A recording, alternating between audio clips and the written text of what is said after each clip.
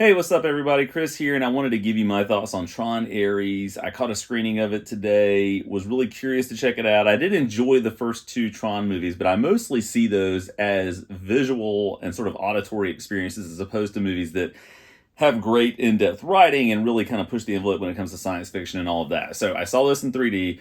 It's the first movie that I've seen in 3D in a while. I can't recall the last movie I saw in 3D. I still think the best 3D film experience I've had in the theater was Avatar, the original Avatar. But I saw it in 3D just because that time kind of worked for me to see the film.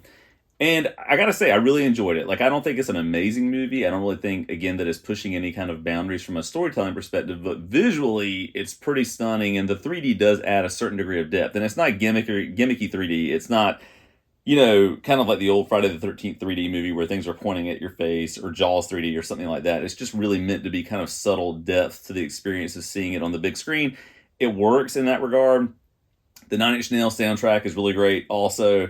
So I think from sort of a visual and sound perspective, this very much is in line with what you would expect from a Tron film, especially something like Tron Legacy, the second movie in that series. So this is actually, I would say, kind of a pseudo sequel to Tron Legacy. They do reference events from Tron Legacy in this film, but just briefly to kind of show that that did happen. It is canon, it's part of the universe. But basically, this is about two rivaling tech companies, so Incom, and then another one that's, I think it's Dillinger, I think that's the name of it, that are vying to find this permanence source code where they can 3D print things into the real world from the computer world and then have access to those for military applications, because of money, essentially, more than anything else. So there's sort of this reverse experience in this movie than what you get with the other films, where you've got programs from the computer world joining the real world and things are happening in that sense. You do get people going back into the grid, back into the computer program and all of that.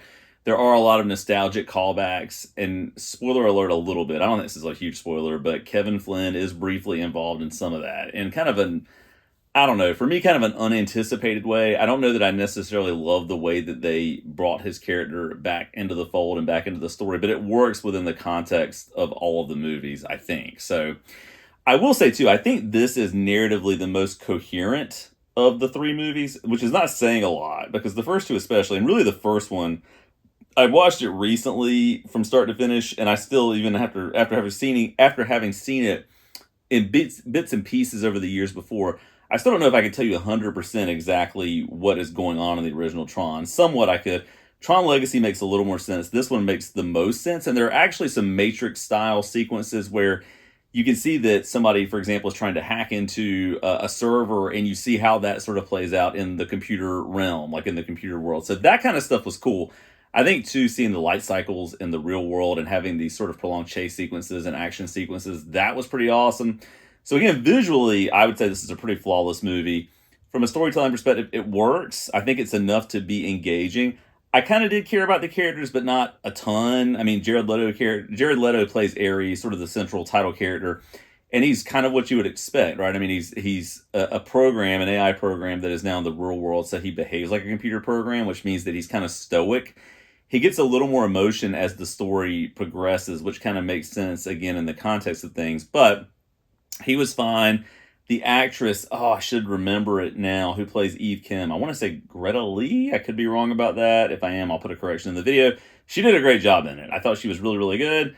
I think, I can't remember his name now. The guy who plays the bad guy. He was in X-Men, I think, as Quicksilver or something like that. The First Class movies. He was really good in it also, and Gillian Anderson is in it randomly as sort of a minor character, but it's fine. The story is fine. I think visually, though, if you can go and see it, if you have any interest in this and have access to an IMAX theater, a 3D theater, whatever it may be, it's worth the experience for that reason. So not anything groundbreaking or that amazing, but a really good time at the movies is how I would summarize this. So I enjoyed it. If you've seen Tron Ares, let me know what you think in the comments below. And as always, thanks so much for watching.